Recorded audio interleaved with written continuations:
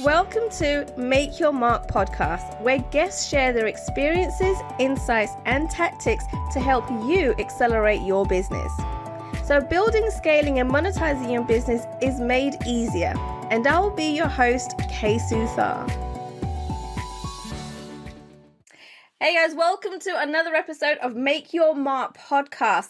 And I'm so excited for this episode. Why? Because this lady that we've got on next, her name is Jo. Now, Jo to me is like a magician. Why? Because she's had so many different kind of changes, transitions, directions she's going on. And at the same time, she is a successful seven-figure earner, right? She's a huge entrepreneur. And when I see the different things that she's going through at her stage in her business, I'm like, oh my goodness, how is she even navigating all of this? So I knew I had to have her on this show because we all can learn so much from Jo. Oh my goodness, Jo, thank you for coming on this show. Oh, I'm so happy to be here. Thank you so much. I'm excited. How often do you get to talk about yourself for like 35 minutes? All right, so before we get into the nitty-gritty, right, there's so many things I want to ask you, right, today. I would love for you to share with our audience a little bit about what your journeys look like, because no one ever builds a business overnight or a click of a finger, right? And there's always these ups and downs. So what did that journey really look like for you to get to the business that you have now? Yeah, it's been a long one. It's been a lifetime ago. I feel like there's two parts to my life, my old life and then my new life. And so back in my 20s, I was an admin assistant and was a salesperson. And then I became an admin assistant for a travel company. And I was just coasting. Like I wasn't particularly ambitious. I felt like everyone had better jobs. I literally was just taking the easy route. And I did that job for 8 years and I hated it. I literally remember standing at the top of the stairs because I had to work in a basement.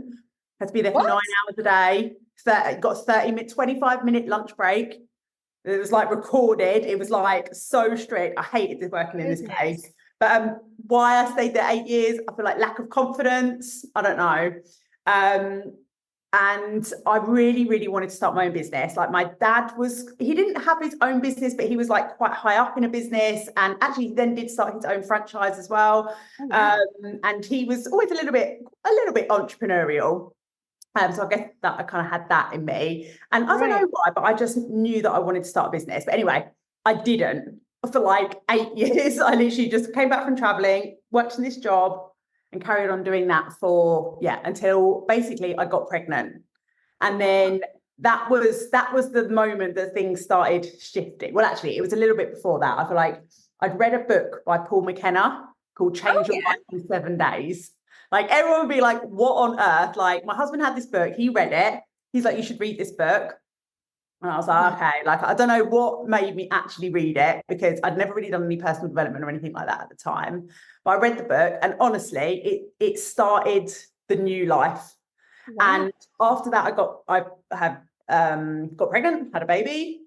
And that's then what I guess gave me that, I don't know, kick up the arse or just the trigger to get out of that job. Right. So while I was pregnant, I trained to become a nail technician. I was like, I like getting my nails done. I was like, I need a job that's going to work around my kids. I'll become a nail technician. Was that it? That was it. That was a decision of building this awesome nail technician company that you built. Start with, I literally was just like, what can I do to get me out of this job? Because I'm pregnant, I know I've now got this opportunity while I'm on maternity leave where I don't have to go into that job for like 6 months. What can I do? And I was literally just like, if I become a nail technician, I was like, because I didn't really have any money, I had no savings. Like, I was like, that's only going to cost me like £1,000 to set up. It's not going to, I don't need loads of training. And I thought, it just sounds like it's something fun. And I was like, I didn't really know what was going to come of it. And so I literally just, for Christmas, I couldn't even afford the course. So it was like £300. Yeah. I got my mum and my husband to put in for the course to pay for it. Oh. And I got the last space and I did it. And then while I was on maternity leave, I'll speed the story up a little bit. While I was on maternity leave, I basically practiced to become a nail technician. didn't take any money until literally one of my friend's mums, I was just doing their nails for free, literally forced £20 in my hand and was like, you must start taking money for this. I literally was like, no, I just didn't have the confidence. Wait, oh my goodness. Wait, you went through all of this to start a business, but yet you didn't want to take no one's money. Yeah, this is how far, like this is honestly, because it blows my mind how far I've come now, because Yeah. like now I have a 7-figure business. I've managed to turn over £1 million in revenue in the current business that I'm in. And and it wasn't that. My son is now 9. So this is 8 years ago, about 8.5 years ago that this was happening, 8 years ago ish. And so everything has changed in that time. And I've gone from this person who had zero confidence, didn't even want to charge £20 to do someone's nails, to what I have now. Wait, so all right, I gotta ask you, where did that transition happen? Like, what was that final click where you were like, all right, like every client I have, I gotta start taking money? There was a few. I feel like there was a few things that made me start. Like I didn't have the confidence, but the ambition was building. So even at that time, and I'll tell you what, there is a trigger from it, and she'll laugh if she listens to this. And I'm going to see my friend tonight. That was one of the triggers of it. When I was pregnant, I joined an NCT group, and I was like, my husband was like, it's like £350 to join this NCT group, right? And I'm like, oh, we don't have £350 to pay, like, just to make some friends. I was like, we don't really need it. Anyway, he's like, no, we're going to do it. So we went and did it. And I met the most amazing group of women. Like, we're still so close now, and I'm such good friends with loads of them. And one of them had a house with a pool. Ooh. And it blew it. Honestly, I didn't know anyone with a house with a pool. I didn't know, no one in my circles has like money like that or has that. And I started hanging around with people that had more than what we had. And it suddenly realized and dawned on me, like, I want that. Wow. I think that was one of the things. I think it had been festering for a while, wanting to, like, knowing that I was capable of more and knew that I was playing small. And then having the opportunity of some time not working in the job and having that maternity leave. And then starting to see, actually, there are people that are actually earning and that this is possible for. And then starting to think, why can't I have that? And that's when, honestly, and I just started working much harder and started taking all the things that when you're too scared to do, like charging £20 for a set of nails, just starting to build that confidence and that ambition of, like, no, I want this. Like, I want better for myself. I want better for my family. I want to be able to take my, like, everyone else is taking their kids on holiday and their babies and doing these things. And I'm like, oh my God, I haven't got money to do that. I was like, no, I want money to do this now. It's like, I need to do something better than what I was doing. And that's when it started. And so, like, really quickly grew the nail business. So first of all, it was just me, got that full, took on a team, thought that was the best way to get to, I'm like, by now I'm like, I want to be a millionaire. I was like, I'm going to grow this big, like, mobile nail business. But actually I didn't have the experience. I didn't have the financial backing. I know now I didn't have the financial backing I needed. We didn't have the finance there. And so I was trying to build this business just based on me, like, just reinvesting the money. But it was tough work. It was really stressful. And it came to a point about a year before COVID where I'd kind of come to the point where I was like, it's less profitable than when it was just me, and I haven't set this up right. So I kind of came to this thing where I was like, right, I need to do something about it. And it was awful because I had to, like, change the way my team work. I had to make some of them redundant, like, but I had to, because the business, I needed to change. Like, I'd realized that I'd made this, like, even though it was a great business when I was a sole trader, it wasn't great as I was growing it, because I just didn't have the financial backing. I didn't have the experience that I needed. So I kind of pulled that right back, started doing it myself again, just with one or two team.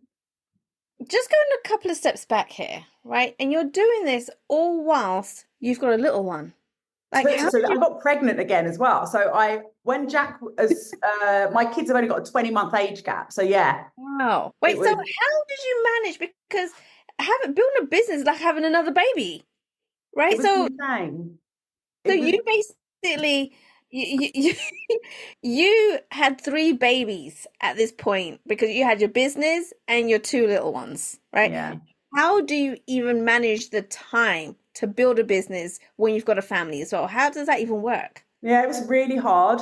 There was so my husband was working up in London pre-COVID, so he was out all day up in London working full time. I was going out in the evenings, physically working, doing nails because we were mobile. And in the day, I'm 95% of the time I had my kids in the day. We didn't have loads of money for childcare at the time, so it was just fun. I remember, like, I'd be going to like my kids went to this little class called Rugby Tops. Some really great memories of it. But I literally, like, they'd be like, I'd have like 30 minutes. I had to go in the class with them. I'd be like sitting on my phone where they're like running backwards and forwards, trying to make the appointments, doing the things. I had to just make it work. I just had to fit it in everything. But I remember and now I can look back on it as well. I don't regret it. But what I would say is it was a lot of hard work. But I think even though maybe I missed out on being present then, what it means now is that I am here. Like, I'm here and now they know, right, whether I'm there or not. Back then it was so young. So yeah, it was hard, but it was good. And you mentioned that they're 9 years old, right? Do they ever ask you questions like, Mum, why are you doing this? Like, have you seen any, I guess, entrepreneurial little pieces coming together for them yet? Because they seem it's so funny. Like, honestly, it's weird that you asked that today because my son's been off school, like, sick. He's not really sick, but he didn't go today. he's got a cold, hay fever. Mum, you're that type of. I'm not normally, but yeah, it was Forest School today, and I had to go pick him up from school yesterday. This is what happens, right? Middle of the day yesterday, I had to go pick him up from school because he got a temperature and they want me to come pick him up. And then today I'm like, he's eating better, but I was like, just stay at home. Anyway, he was like, he's been asking about stocks and shares. He wants to get he wants to buy some shares in Roblox, I think, like a kid's game. Because my husband probably said to him, why are you spending all that money on it? Like, why don't you just invest in it as well? So he's got this in his head. And today I actually signed him up this morning for an entrepreneurial course, a kids entrepreneurial course. Oh, that's why you're asking for books. Yes. Yeah. So where did you ask that today? Yeah, but they're really they talk about making money. Like, they haven't done anything yet. I feel like it does need some parent support in order to do it. I think when you're building your own business, it's like, okay. But it's definitely there, and I definitely will be encouraging them to start their own businesses rather than I feel like for me, I spent 10 years working for someone else in a job I hated, and actually if I'd had the courage and maybe this, not support, my parents would always have been supportive, but just the know-how and the courage to be like, you can go for this. You don't need to take the easy option. Like, I would have been so far ahead, right? Yeah.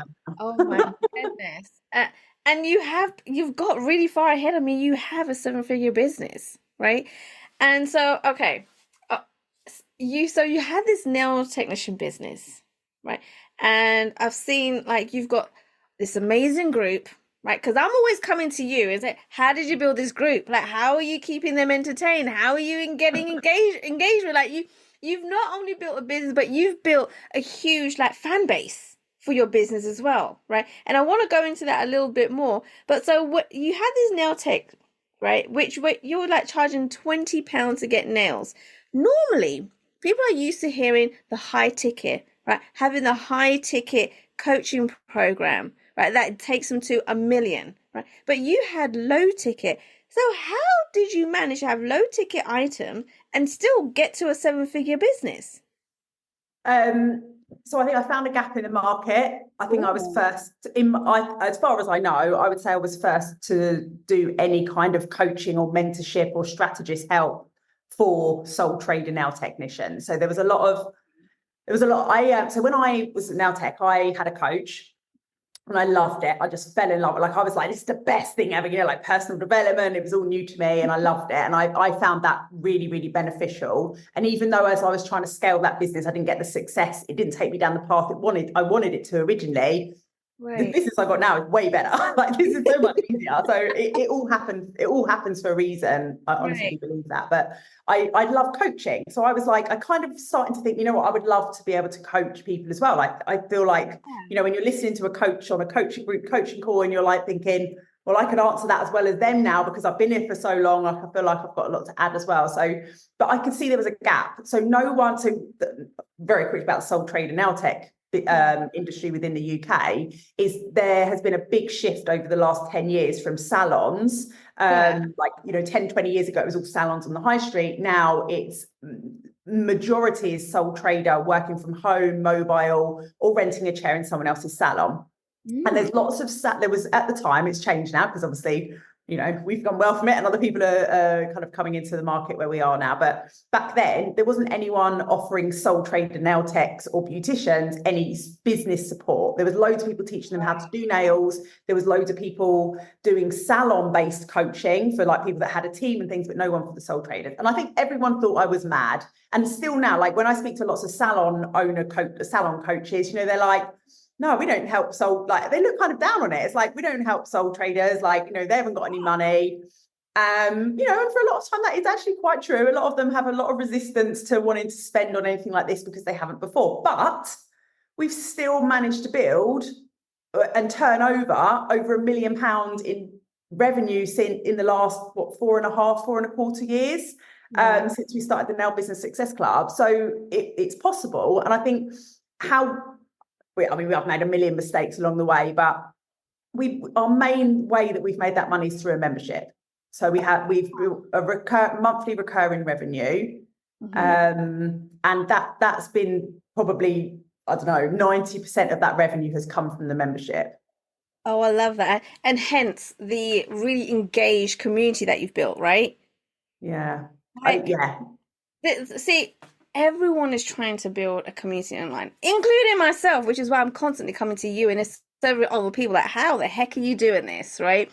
And it's about persistence, is making sure that you're being consistent in like doing videos and putting posts up and all that.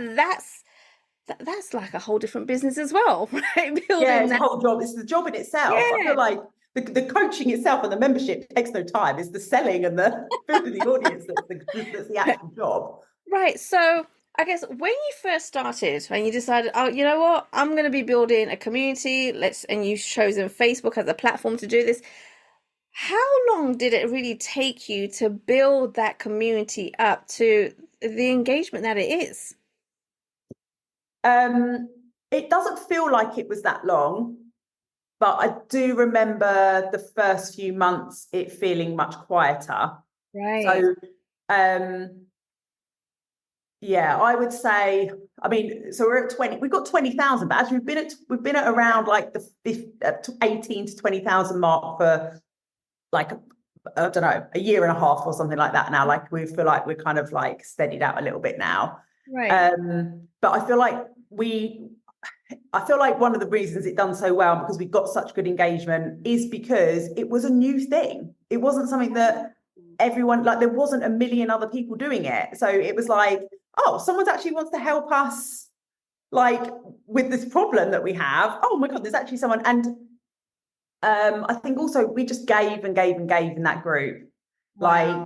There was a lot of lives. We did, I think like a couple of the other things that really helped us was we held regular challenges, which we were driving Facebook ads to, as well as organic like traffic. That's why you're so great at these challenges, because you've been doing it for a long time.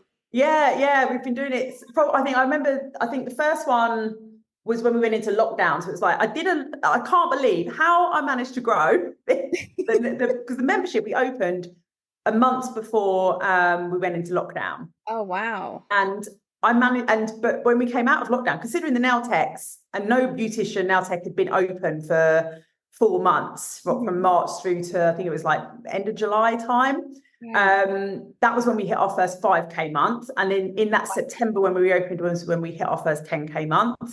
And then that November was the first 19K month. And they were all launches. They were all challenges that led to a live launch. And I think it was just, no one was doing it in our industry. So it was brand new. And I think like that helped. Yeah. Along with a massive amount of value and help we gave inside that free group. I love that. Now, you have very recently, right, decided to transition the platform, the business that you have right now, right? I would love you to share with us, like, Why? If it was going so well, you did so much and you've built it all up and you're the only one that's doing it, why are you changing things around? Yeah, it's been a hard journey. Like, it's not like, it's so interesting because you think, oh, someone with a 7-figure business, like everything must be perfect for them and like everything must be really good. But, remember that 7-figure revenue is over 4.5 years. And actually things were going really great. And like we had this one product, which was our membership. Yeah. And we were just selling and selling and selling that. It was growing nicely. I took some advice that you don't know until you try it, but basically we decided, everyone's like, raise the price, you should raise the price of this, is too cheap. Like, and when a lot of people are telling you that, you're like, oh, okay, like, oh, maybe I should. Yeah. So we changed it. It was over a few transitions, but essentially it ended up being a course that was sold for about £1,000. Sometimes a little bit more. We tested a few different price points and we changed it into a course rather than a membership. Okay. And we tried, and so we made all these changes. We tried doing this. We made the changes, tried selling it, and made some other changes. We moved from launching to evergreen as well. Okay. Because we're just like, we're trying to make it better, right? But all we were doing was making it worse. Oh no! So you went from a membership to completely changing the entire structure, right? To, I guess, because you're like, let's get to the next level. Let's level up now, right? Because everyone's like, oh, you can take that to 20K, but like, how are you getting that further? You need to have it like higher price point. You need to do this. And I just think, like, the lessons learned for me was know your audience. Like, however much any other coach and like wants to tell you, you need to charge your worth. You need to charge more. Like, if your audience don't have that and are too scared to, like, it doesn't matter how good your messaging is or how strong it is or how many guarantees you put on it, they do not have the money to buy it at that price. They don't value it at that price, they're not buying it. And I think that took about 1.5 years of hard lessons to figure that out. And now we're back, literally where we were 2 years ago. It's back as a membership, no tie-in contract, £99 a month, and we're live launching it. And we're now growing again. But we had to make, I feel like you just like, you're trying to figure it all out and you don't make the right decisions all the time. But you know what? And it was a hard couple of years. And that's why things weren't always so rosy. And because we had this business that was bringing in all this money and we had all this team that was supporting it at that level. And when it started to drop again, you don't just want to get rid of your team, right? Like, you don't just want to be like, oh yeah, we don't need you now, like blah, blah, blah. So it's like, you're trying to think, oh, well, actually, if we just make this change, or if we just do this, if we try this instead, it's fine. Next month it will sort itself out. And then it got to the point where we're like, okay, it's not. I mean, that's why this year has been a year about, right, really just resorting everything out. We've had to make some big changes with our team. We've moved it back to our membership, as I said. We've changed the price point again, which was hard because we had a lot of clients that were paying the higher amount. We had to make sure they were happy and not feeling that they'd overpaid. And it's been a journey. Yes, it has. And I've seen, like, because we're all in this mastermind, we're going through like our little kind of business journey together. And I've seen the message that you put up there, right? And, it's like you're having trouble with this particular person on the team. And how do you deal with this happening? And all these kinds of things. And because you've got different personalities, different dynamics in your team. So how did you really manage all of that? Were you just trying to like, you know what? No, we're done. Let's just get rid of everyone and I'm going to start from scratch? Or how did that work? No, it's been quite lucky in a way. Like, we've had, so I took on an OBM, an online business manager. She is amazing. She has changed my life and our business life. But it's just been slowly just sorting out each person's job really, and just understanding like what I think first of all was like realizing what do we actually need now, because from the business that it was a year ago to what it is now, we're selling in a completely different way. The membership is not a course anymore. We don't need XYZ, but we do need this. And it was just making that transition of like what it is that we do need and what it is what it is that we didn't really. And that went with not just team members, but just all the systems that we were using, like ads companies and this and this and this. And it was like, we just had to get back to a point where we're like, right, let's figure out what we're doing, then we can start reinvesting again. And so it's been hard, but we've pulled everything back. And actually now, we had our best month ever last month by a long way. So it's all good. And I feel like we've made the right decision and now everything seems to be back on track. But the reason, to answer your question of like, why then suddenly go and buy a franchise, for example, like I've done recently, and start pivoting our business again, is because the thing that I've kind of learned over, I feel like the last year, especially working with like Lisa Johnson and in our mastermind, is not to just rely on one thing. Like, because that, I feel like I've had one thing to sell. Yeah. One membership that we've sold, that's been it for the 4 years. And that was fine. For the first couple of years, that was fine. And I kept thinking, I just need to sell this better. I just need to sell this better. But what I've started realizing now, and especially because we've started selling other things already, is that actually it was just very saturated maybe with that one thing. And actually we needed to bring some new things and bring more excitement and things into it. So, and the franchise that I've bought into, which is Lisa Johnson's, the business success company. It's so similar to my name. Now Business Success Club is mine, and it's the business success company that I bought into, which I'm like, just, works well. But that gives me the opportunity to have more diverse courses and programs and things that we can sell to our audience. I love that. And I'm looking forward to where that's actually going to take you, because we're all watching you, Jo, right? Like, what is she going to do next? Like, holy crap, right? But I want to take a couple of steps back, right? And I want to talk about Vegas very quickly. We had a session with Lisa, right? We all individually had a session with Lisa, and we were all sitting there and we all listened to everybody's stories, what's going on. And Lisa was there, right, to kind of help us navigate certain challenges that we were having. And when you went up there, the room went so quiet, you could hear a pin drop. Yeah. Right. And you had a huge aha moment. Right. And I know Lisa came and spoke to you personally after that, because she also gave you some insight as to some of the stuff that she worked out as well. Right. Yeah. Can you share that moment? Like, what was really going on? What happened? Some of the epiphanies, and what Lisa came and said to you afterwards?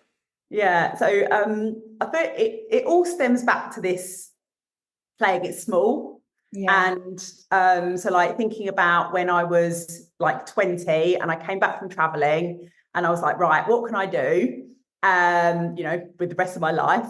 And I had a marketing job, interview lined up for a marketing job with Innocent Smoothies. Amazing. That would have been the perfect thing to go and do with the marketing degree that I had. Should have gone and done that.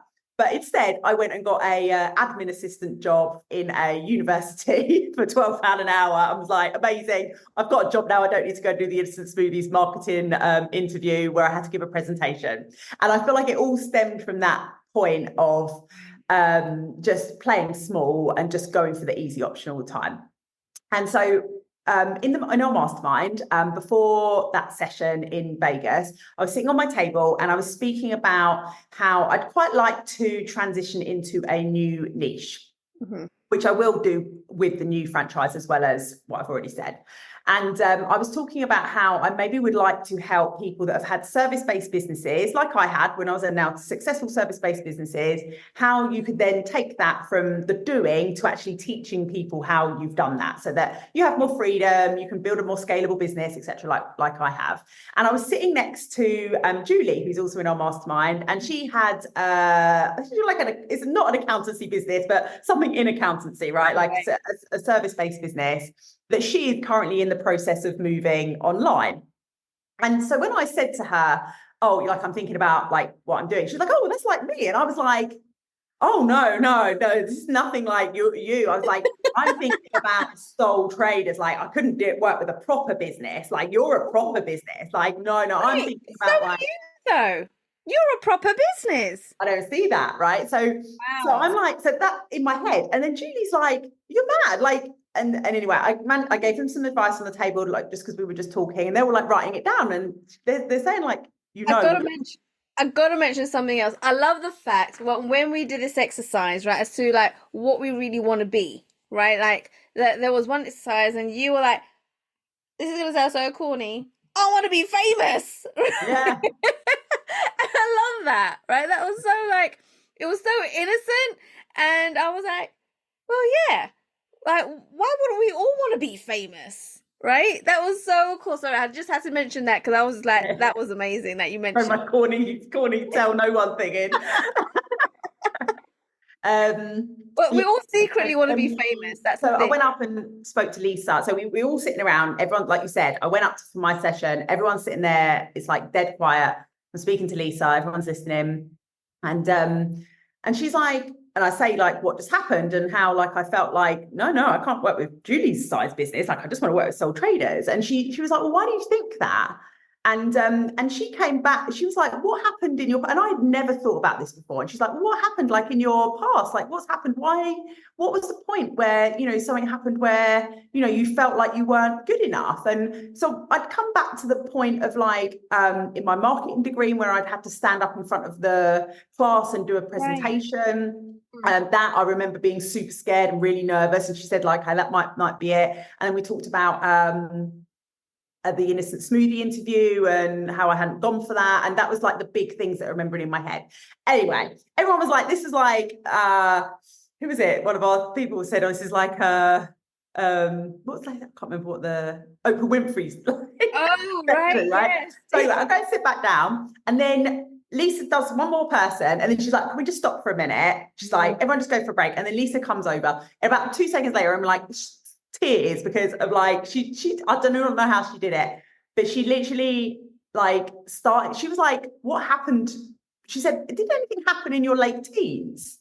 Like, did anything happen to you like that could have triggered this?" She's like, "I'm just getting this like sense." And she's like, Lisa's not woo-woo at all, but she's Oh, like yeah. downloads of things, right? I don't know what's going on. And yeah, somebody did. Like I had a really awful friendship like argument thing, which never recovered from that age. And it was awful. I feel like it was bullying off the back of it and all these sorts of things. And it's so weird because now, like when I came home, I spoke to my husband about it and I was like, I can absolutely see how that could have had an impact on how I've been showing up and how I've always been playing this small option because you feel like you're not worthy of it. Like, I don't know. But anyway, it was. Are you okay to share what happened? No, No? Okay. I'm sorry, but I don't never talk about it, and it's not. I can't be. I just no. No, that's fine. I need more therapy on that first. No, that's fine. No worry. That's all good. Okay, so you've now had this huge transition in your business, right? Tell us a little bit about what your business looks like now. So the way that I see it kind of moving forward now is I want to get the nail tech stuff like really nice and steady. Like I feel like the money's coming back in now. It's nice and profitable again. Things are working really well. It's easy again. Like it's not stressful now and the Right. team's all sorted out and everything's all really good. So I feel like I want a new challenge. Like I want to, like, I love that. And I love helping the nail techs and I love what we've done. But the market is becoming much more saturated. Lots of people that I've taught in my membership, like dozens of them, and now starting coaching memberships for nail technicians, which is fine because that's going to happen. Like, and a lot of them I'm helping to mentor as well. Like they've gone through OTM with Lisa, they've been in my affiliate thing. So it's all good. And I'm very, very happy for all of them. But I'm ready for something else. Like I'm ready for a new challenge. And I definitely won't be closing Nail Tech Tribe or the Nail Business Success Club, but I'm just ready for something else. And I feel like 40 now. I've been in the nail industry for like 8 or 9 years and just, yeah, I'm ready to branch out. I love it. And we have also seen that with this mastermind and with Lisa, like you've won a trip to New York, right?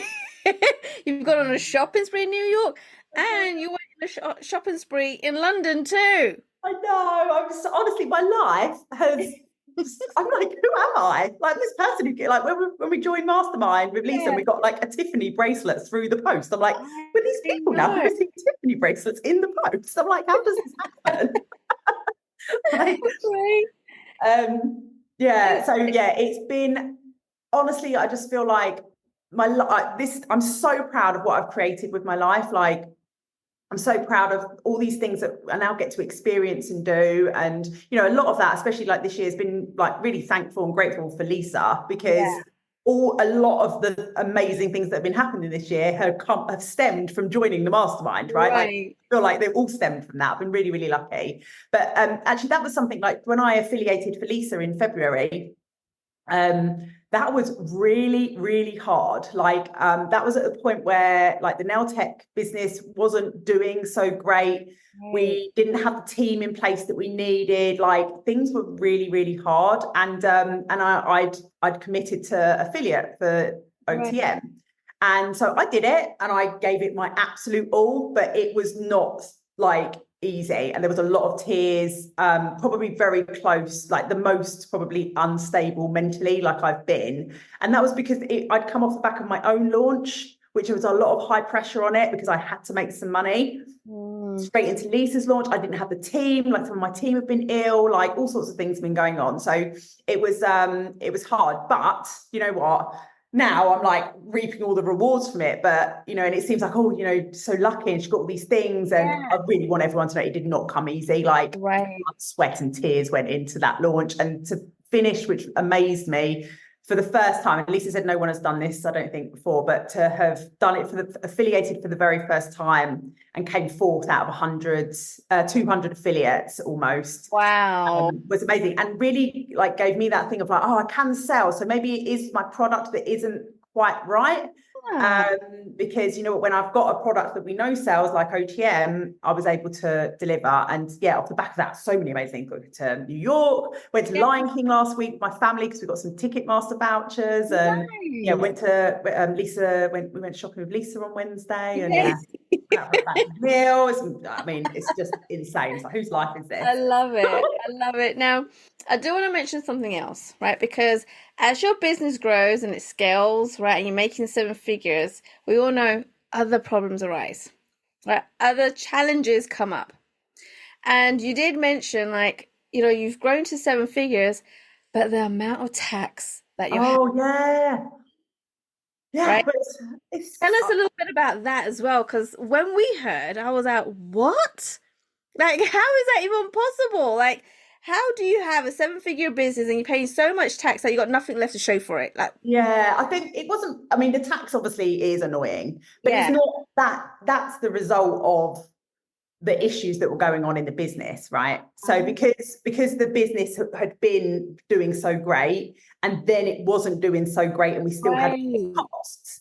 What doesn't get paid? Like, you're not paying your team, right? So then what's not getting paid? Because the tax doesn't have to be paid that month, right? The tax has to be paid 3 months from now, or 5 months from now, or a year from now. So it's just like, it's fine. I'll make that money back in the launch. I'll do like it, and then there comes that day where it's like, and I'm lucky, never missed the tax deadline, never haven't been able to pay my team. Like, the money's always there and we always pull through.